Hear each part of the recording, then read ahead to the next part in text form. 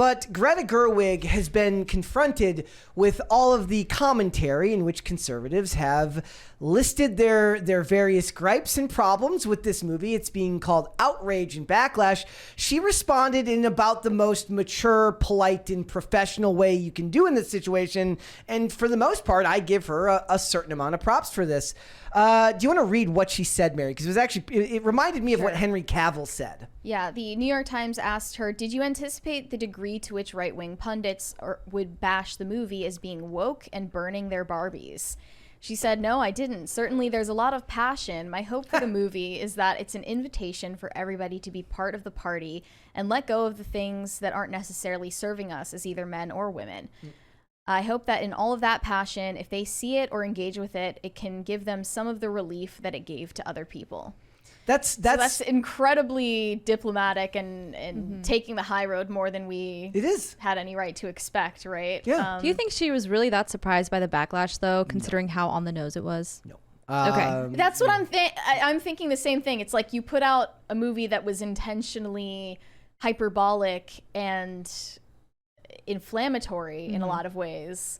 Did you not expect anyone to be offended by it? And that's what they keep saying about this movie is like, I can't believe she got away with it. I can't believe they got away with making a movie like this with Mattel breathing down their necks.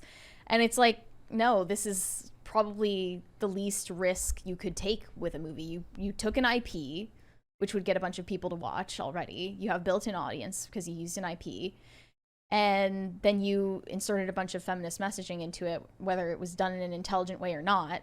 That's still something that studios, for some reason, want to do. Yeah. Then you got a marketing budget that was like more than twice the amount of the movie budget to promote it. Well, not twice the budget of the movie. The budget of the movie was $100 million. The marketing budget was $150. Wouldn't twice it be 200? Oh, sorry. Yeah. But it was like almost twice. 1.5 times. Yeah. Yeah. So it's like a guaranteed success. Yeah.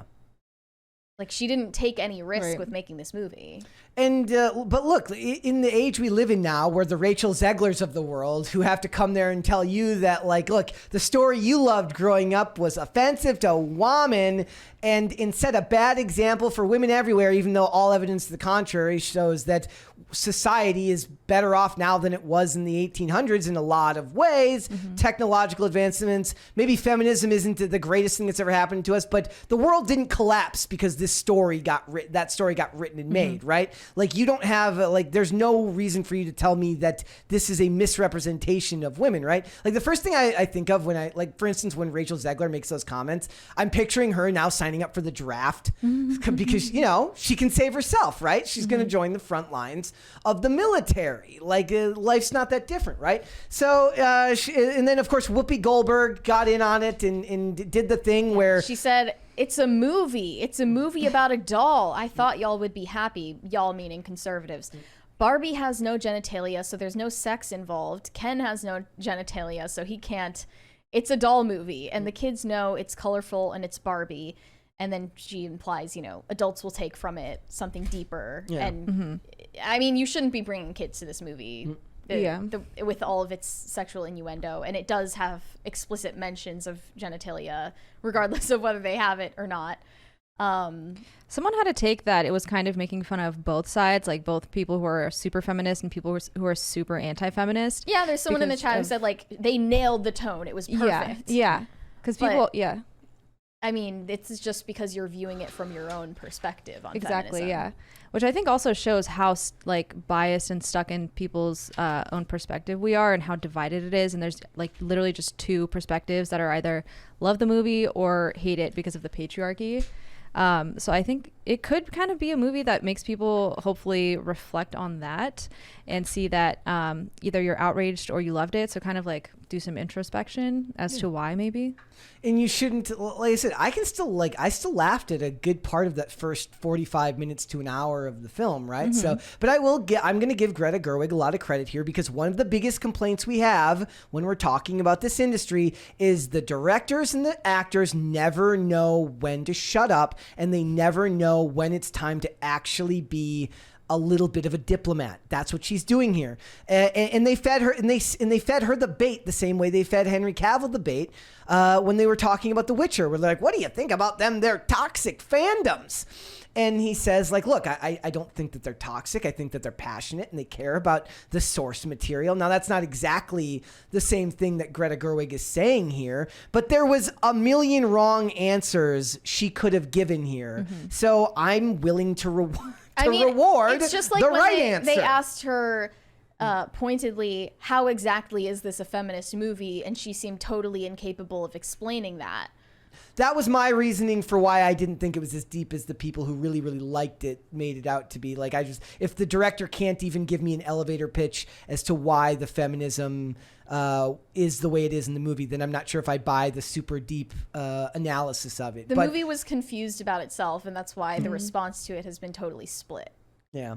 But like I said, like, we need to encourage, like, we need to be more open to accepting that when they say something right, that you don't just dump on them for no reason just because you didn't like the movie. I didn't like the movie. I didn't think highly of it, but I liked this response, and I would like to see more directors and certainly more studios put their foot down and be like, look, we gave you almost $200 million in marketing budget. We gave you $100 million to make this movie.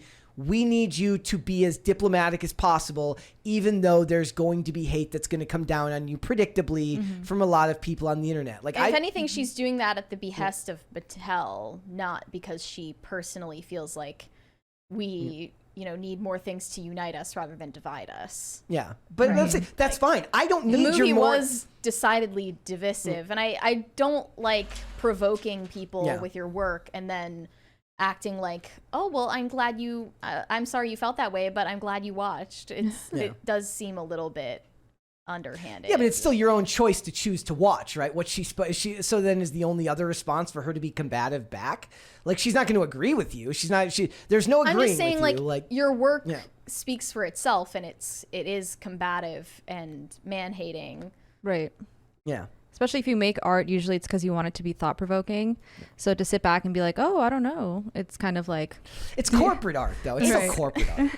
At the end of the day, it's still corporatized media that's designed to sell a product, which they did very, very well. But she's just saying, like, it's bananas. It's crazy. It's chaotic. And it's cathartic to watch it. And, like, if it's cathartic, it's like a catharsis of like, feelings of vitriol and hate toward the opposite sex for women, right? Yeah. I'm just saying, like, if Ryan Johnson had done this when The Last Jedi was coming out, maybe people wouldn't have such a deep vitriolic hatred for him and the franchise. Certainly they would have hated the movie. They would probably have just as deep of a hatred for the movie, but a lot of where that dislike came from at that time was because the director was deeply antagonistic towards the fan base, right? So we need more people to understand that this is a business, and in a business, you want to be as diplomatic as possible. We talk a lot of times about these people hate you. I don't really care if they hate me. I care about decorum and whether they do their job or not, right? So if you make a good movie, be gracious and treat the audience with respect. If you make a bad movie, be gracious and treat the audience with respect, especially when you're co-opting IP that doesn't belong to you, right? Yep. I don't expect every actor in fact, I expect very few actors, actresses, directors, or studio executives to hold the same values or beliefs that I do, but I expect them to act professional, to be adults and act like adults. There's a conservative seat on The View that they like make a point to have, and it's Alyssa Farah Griffin. She used to work in the Trump administration in 2020, and she's extremely self-effacing and searches for the approval of the rest of the panel. But here was her take. She said, "It's fun. Greta Gerwig is brilliant, and I'm so taken by some of these right-wing men who have all these thoughts on masculinity. Like somehow the Barbie movie is going to make them feel emasculated. No, caring so much about it is honestly the most emasculating thing I could think about it." I mean, it's like, why do you care so much? I hate that response when you clearly take this movie to mean something serious and it's like a social commentary. If this movie had failed and nobody had gone to see it, they would be complaining. The response would be different. They would care so much, right? It's big whether you like it or not. I mean, the entire third act is the movie patting itself on the back, and it's not kid friendly in that it's like super serious, and it's not it's like dark, playful, but. Yeah, it's like, why do you care so much? Well, it's because you care about the movie and you've been shoving it down our throats. So we have a right to respond, right? And have our own opinions about it. Well, in a lot of I don't agree with everything that like Ben Shapiro said in his review of it. It wasn't, in my mind, universally a bad movie. Yeah. And it did have a lot of parts that I thought were enjoyable. I almost feel like what that woman said is kind of like addressed in the movie, where basically the Kens are kind of saying like, all we want is respect. Like, he had never felt respected until that woman came up to him and asked him the time. And then the Barbies kind of take it as like, oh, they want a patriarchy, which in the movie they literally do. But looking at it just from like a artistic perspective, you can kind of go, okay, well, literally they're like, we just want respect. Yeah. And then you're acting like they're taking over everything. The biggest plot hole like in the movie is that stereotypical Barbie didn't like stereotypical Ken. Yeah. All the other Barbies liked their Kens. Yeah, I don't think that doesn't make a lot of sense for the continuity of their insulated universe. Yeah, it didn't make sense. I don't think that was the point of the movie, to like make fun of feminists, because obviously clearly like based on the end, that's not how it went. But I could see that, like, you can kind of take that from the movie where it's like both sides are sort of quick to be triggered. Yeah, I'm just sick of talking about Barbie. Yeah. Well, listen, like today it's not really about the movie. It's about Greta Gerwig's response, which does matter. Fade away, which does matter as quickly as possible. It's always public consciousness. But this is always going to be important, right? How directors and how actors respond to their movies. It's just like Megan Fox. Like, you want to dress the way you want to dress, but you don't want to deal with the critique of it. You want to make your movie. Fine. You're in the public eye. You have to be willing to deal with the backlash. And she's laughing out of the bank, right? She's gonna make a ton of money off this. Good for her. Like look, I'm never gonna be mad at somebody for making their money and doing what they want to do, right? Like, I feel she's not playing a victim or anything. No, I mean, not from what I've seen, right? So, if anything, I encourage the idea of somebody acting like a professional in an industry full of insolent children who can't stand being criticized anytime somebody says something bad about their work.